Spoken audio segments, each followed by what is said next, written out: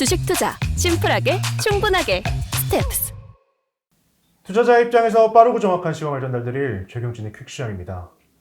오늘부로 21년 한 해 주식시장이 마무리되었습니다. 오늘 멘트가 굉장히 궁금한데 오늘은 어떠셨나요? 네, 오늘은 아이에게 약을 먹이려고 약 먹으면 사탕도 주고 아이스크림도 주고 그렇게 꼬드겨서 약을 먹였는데 쓰다고 뱉어버리네요. 네. 결국 약을 먹어야 하는 것은 아이의 선택입니다.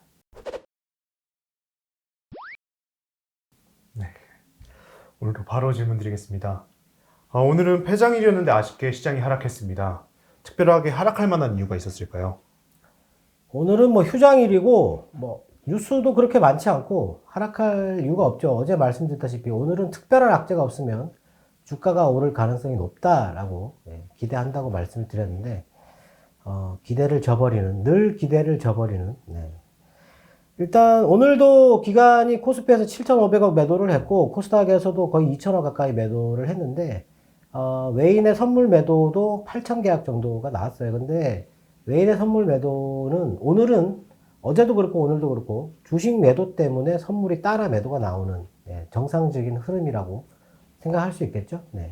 일단 주식 매도가 먼저 시작됐고요. 그 뒤에 선물이 따라서 계속 매도가 늘어나다가 한동안 또 멈추고 있었는데 오후 들어가지고 다시 매도가 시작돼가지고 매도가 더 많아졌다. 이렇게 보시면 될 것 같습니다. 일단 어제 미국의 11월 도매 재고 같은 경우가 1.2%, 이게 이전치가 2.5%거든요. 도매 재고가 줄고 있다라는 거는 판매가 잘 되고 있다 이렇게 봐야 되는 거고요. 그리고 미국의 11월 잠정주택 판매는 마이너스 2.2%, 월간 지표가 마이너스 2.2%가 나왔고, 그리고 러시아 부총리가 유럽의 가스 공급 이거에 대해서 언제든지 가능한데 장기 계약을 해줘야 할 수 있다 뭐 이런 식으로 얘기를 했습니다. 유럽에서는 장기 계약을 안 하려고 하니까 지금 계약이 성사가 안 되는 뭐 그런 식으로 얘기를 했어요. 그리고 오늘도 오미크론에 대한 얘기가 있는데 프랑스가 20만 명을 돌파를 했어요.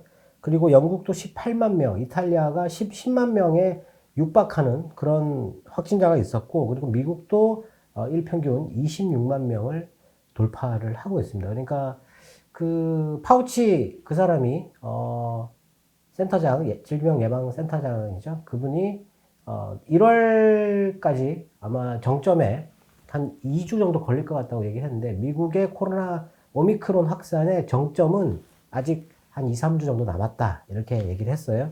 아주 급격하게 확산될 가능성이 있다는 거죠. 그리고 멕시코가 원유 수출을 2023년부터 중단한다고 했습니다.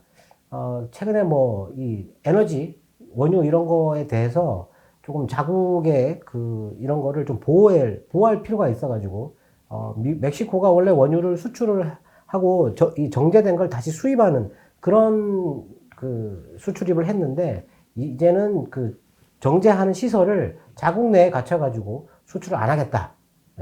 뭐 이런 식으로 얘기를 했어요.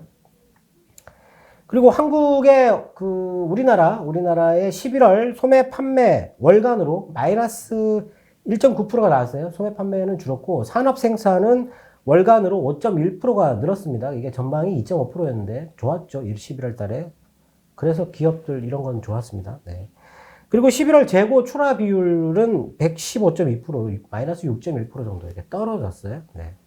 떨어지고 가동률 같은 경우는 4% 정도 증가해가지고 75.1%가 나왔습니다. 75% 정도 나오면 경기가 상당히 활성화되고 있는 그런 상태라고 볼 수 있습니다.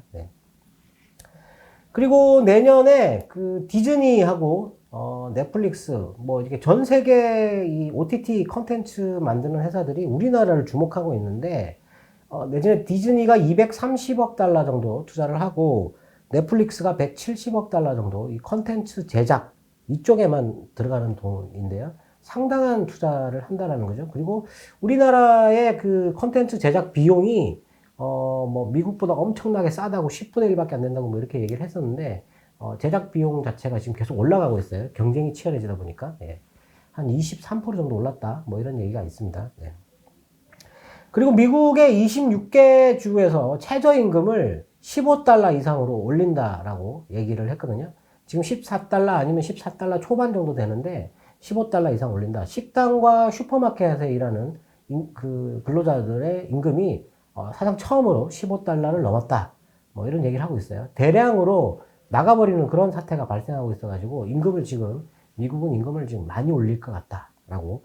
임금을 많이 올려가지고 이게 물가 상승으로 나타나면 그때 금리를 올리는 겁니다. 예. 아직 남았어요. 그리고 미국의 이 코로나 오미크론 확진자 급증 때문에 그 공공 분야 쪽에서 일손이 부족해가지고 지하철 이게 운행이 지연되거나 중단되는 사태가 발생했다. 뉴욕에서도 뭐 지금 11만 명 확진돼가지고, 예, 지금까지. 하여튼 뭐 지금 그런 게 조금, 이런 거 보면은 뭐 주가가 빠질 것처럼 이렇게 생각이 되잖아요. 네. 이런 거는 주가하고 상관없습니다. 거의. 네. 그냥, 걱정하고 마는 겁니다. 이렇게. 그리고 오늘 중국 시안 봉쇄, 완전 봉쇄 뭐 이런 얘기를 했는데 지금 확진자 수가 1일 150명씩 계속 늘어나고 있어요. 네. 그래가지고 거의 뭐 도시를 완전 봉쇄한다고 얘기를 했는데 삼성전자의 시안 공장이 라인을 축소한다라는 얘기가 있었죠. 네. 교대 근무가 안 된답니다, 지금. 네. 그래가지고 이게 낸드를 전 세계에서 생산하는 이 공장이 전 세계 낸드 시장에서 생산하는 비중이 15.3%예요. 네. 이게 가동이 줄면 마이크론도 여기에 공장이 있어요. 지금 타격을 받는다라고 했거든요. 그래서 오늘 SK 하이닉스 주가가 갑자기 올랐는데 뭐 물론 뭐 인텔의 그 낸드 사업부 인수가 1차라고 완료됐다 뭐 이런 얘기도 있었지만 이 뉴스 낸드 왜냐면 하이닉스가 낸드 쪽에 지금 이번에 인텔도 낸드를 인수를 했으니까 네, 그쪽에 집중하고 있어서 아마 이렇게 영향을 받은 것 같다라고 보시면 될 것 같고요. 그리고 중국이 수출 규제 백서라는 것을 출간했어요. 네. 이거 미국이 하던 거죠. 따라 하는 겁니다. 이거 하는 이유가, 원자재 있지 않습니까? 중국에서 나는 히토류나 이런 원자재들, 이거 수출을 무기화 하겠다라는 거죠. 네. 이 백서를 통해가지고, 네. 앞으로 이런 거에 상당히 조심해야 된다. 그렇다면은 중국에서 수입하는 어떤 그런 것들과 관련된 그런 산업들, 그런 거는 투자하는데 좀 주의를 해야 된다. 예. 어제 나왔던 뉴스인데 중국에서 지금 현재 우리나라가 수입으로 의존하는 비중이 23% 정도 되는데 이것 때문에 우리나라의 물가가 올라가는 압력이 57% 정도 된다고 그랬어요. 그래서 중국에서 생산자 물가가 오르는 게 우리나라한테 직접적으로 영향을 주고 있다. 뭐 이런 얘기를 했는데 이 원자재 이런 거 이거 규제하게 되면 아마 좀 우리나라는 좀 안 좋을 수가 있습니다. 네. 그쪽 산업은 피하는 게 좋다. 그리고 오늘 그 홍콩의 AI 기업 센스타임이 상장을 했어요. 네. 23% 급등했습니다. 이거 어제 제가 시총이 20조라고 그랬지 않습니까? 네. 근데 오늘 20% 올랐잖아요. 엄청나게 오른 거죠. 네. 뭐 이런 뉴스가 있었어요. 오늘 중국 시장은 올랐거든요. 오늘 뭐 미국 선물 같은 경우는 움직이다 그냥 뭐 거의 뭐 하루 종일 멈춰 있었고 어제 미국의 금리가 1.55까지 올랐어요. 급등했거든요. 10년물이. 네. 그런 거는 사실 이제 뭐 그 정도 급등한다 해가지고 지금 불안해할 이유는 없는 거고 어제 달러가 빠졌잖아요. 네. 달러는 빠지고 금리는 급등하고 좀 좋은 분위기인데 우리나라에서 오늘은 사실 매도를 할 이유가 없습니다. 예. 네, 오늘 한국투자에서 1월달 전망을 2,900포인트에서 3,100포인트로 얘기를 했어요. 이 폭이 너무 큰데 한 달 전망치가 폭이 너무 큰데 안 좋게 본다는 얘기입니다. 네. 그러니까 오늘 오늘이 아니고 그 배당 전에 기관이 그렇게 매수했던 게 매수할 이유가 없는 거죠. 그리고 지금 이렇게 또 매도를 쏟아내는 거지 않습니까? 네. 근데 오늘은 사실 이렇게 매도를 할 이유가 없어요. 아침에 11시 정도 이렇게 매도가 나오다가 외국인도 오늘 선물을 매도를 그렇게 많이 안 했었거든요. 계속 이렇게 가다가 기관이 갑자기 매도를 더 많이 때리니까 이렇게 같이 내려갔거든요. 그러다 오후에 한 2시 넘어가지고 중국 오후 시장 열리고 나서 반등 시도를 했어요. 했는데 올라오니까 또 때려버려가지고 또 밀려버렸거든요. 네. 그 코스닥은 그 오늘 기관이 이렇게 더 때렸는데 외국인은 9시 10분, 20분 정도의 매도를 하다가 그걸 이렇게 다 줄여서 끝이 났거든요. 네. 코스닥은 오르는데 코스피는 내렸죠. 네. 하여튼 뭐 오늘은 아쉽습니다. 네. 네. 코스피와 코스닥이 대조적인 모습인데요. 대형주가 강세일 거라는 전문가들의 말이 조금 틀린 것 같다라고 생각이 드네요. 오늘은 어떤 종목들이 올랐는지 궁금합니다. 네, 오늘 나왔던 뉴스들, 종목들 뉴스들, 빠르게 말씀을 드릴게요. 아침에 그 삼성 바이오로직스 관련된 거 있었잖아요. 네. 요거 뭐 미국 바이오젠 인수를 시도한다라고 우리나라 언론에서 한 군데서 보도를 했거든요. 네, 근데 삼성 바이오로직스에서 사실무근이라고 얘기를 했는데, 송도에다가 일단 5공장하고 6공장 부지를 확보했다 이런 뉴스가 있었거든요. 네. 그것도 호재였는데 바이오젠 그 괜히 그거 얘기 나오면서 올랐다가 내려오는 그런 모양이었고, TCC 스틸이라는 회사가 있어요. 이 회사가 760억 신규 시설 투자를 하는데 이 회사의 흐름이 상당히 좋거든요. 최근에 이거 뭘 만드냐면 2차 전지에 들어가는 그 깡통 재료를 만들어요. 그게 이제 니켈 도금 강판인데 이거에 대한 수요가 급증하고 있어가지고 760억의 신규 시설 투자를 한다. 이 돈이 이 회사한테는 상당히 큰 돈입니다. 예. 그렇기 때문에 주가 흐름이 오늘 상당히 좋게 나왔죠. 그리고 동아 엘텍이라고 하는 회사가 있는데 디스플레이 그 검사 장비 그리고 OLED 제조 장비. OLED 제조 장비는 그 밑에 선익 시스템이라는 회사가 만드는 건데 동아 엘텍은 검사 장비, 디스플레이 검사 장비를 만드는 회사인데 검사 장비에 대해서 오늘 LG 디스플레이 쪽으로 수주가 어제도 있었고 오늘도 있었고 280억, 320억, 600억이나 발생을 했어요. 네. 이게 좀 안타까운 회사긴 한데 디스플레이 장비 쪽 매출 최근에 계약이 회사마다 한 건씩 계속 나타나고 있다. 예. 예전에 이 선익 시스템 같은 경우도 이 VR 관련돼 가지고 이 안에 들어가는 OLED 이 디스플레이를 만든다 그래 가지고 메타버스라고 이거 선익 시스템 끌어올렸었거든요. 네. 네, 그래서 다 내려왔습니다 지금. 네. 그래서 동아일텍이라는 뉴스가 있었고, 그리고 오늘 동진 세미캠이 많이 올랐는데 노스볼트가 리튬이온 배터리를 첫 생산을 시작했어요. 네. 동진 세미캠은 노스볼트하고 작년 8월에 10년 장기 계약을 맺었어요. 재료 공급하는 거. 그리고 동진 세미캠 같은 경우는 원래 이게 반도체 가스 만드는 회사인데 포토레지스트 그거 국산화 해가지고 삼성 쪽에 공급하는 것도 있었거든요. 상당히 괜찮은 회사였는데 계속 못 오르다가 최근에 갑자기 올라가기 시작하고 있죠. 네. 2차 전지 소재 노스볼트. 네. 노스볼트 때문에 오늘 올랐습니다.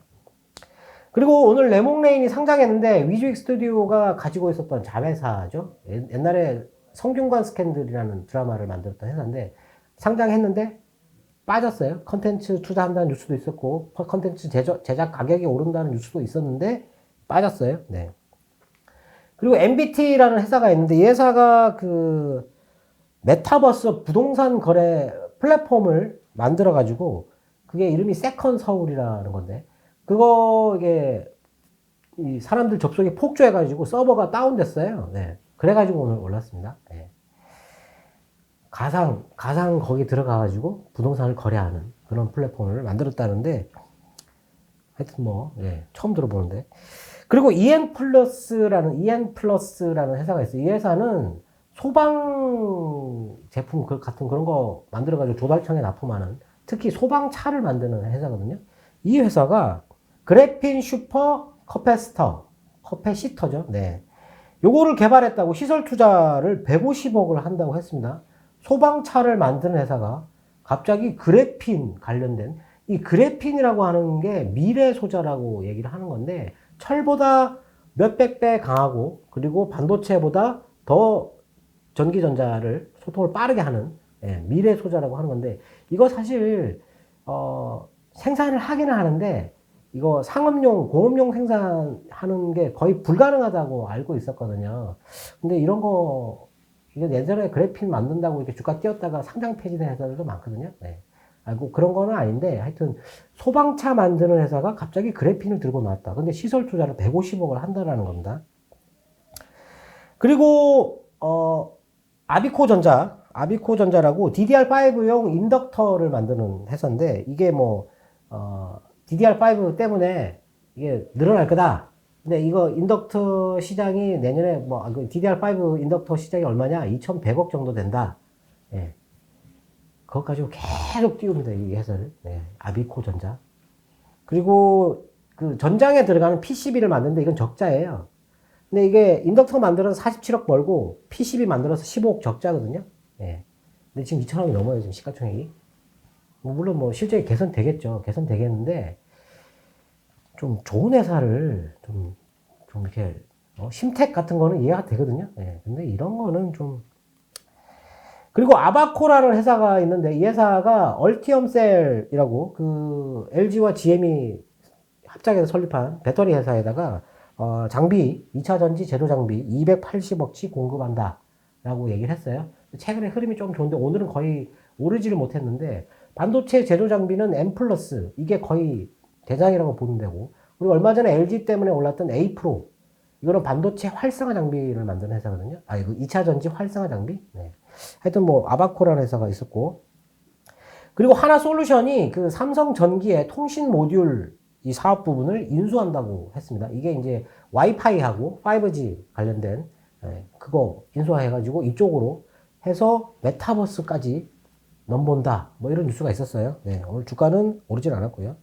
바이브 컴퍼니가 오늘 38억 빅데이터 플랫폼 공급 계약이 있었는데 오늘 좀 올랐죠. 네. 38억인데 이 회사한테는 이게 엄청 큰 금액이에요. 네. 그리고 로스웰이라고 하는 이런 회사들, 이 중국 기업인데 중흥통신이라고 GTE라고 하는 중흥통신, 오늘 공급 계약이 1조 6천억이 나왔거든요. 근데 이 회사 1년 매출이 500억이에요. 예. 뭐 가격이 뭐 1,000원 미만이거든요. 이런 회사 조심해야 됩니다. 이런 회사들. 예.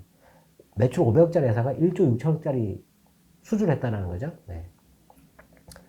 이런 그 회사들 보고 상한가 치니까 막 따라 들어가게 되면 조심해야 됩니다. 네. 그리고 오늘 또 특히 써니전자, 네.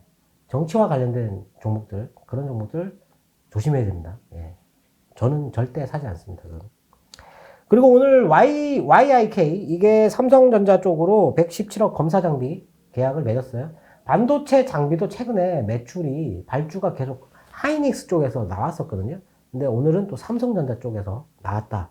오늘 반도체 장비 중에서 ISC, 그리고 뭐 YIK, 뭐 이런 것들, 유니셈도 나중에 뒤에 올랐고, 몇 개가 이렇게 계속 오늘 갑자기 튀어오르는 그런 움직임이 있었어요. 네.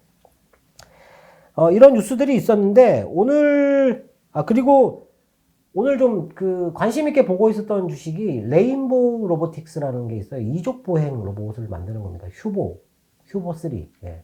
그리고 지금 4족 보행 로봇을 개발 중이에요.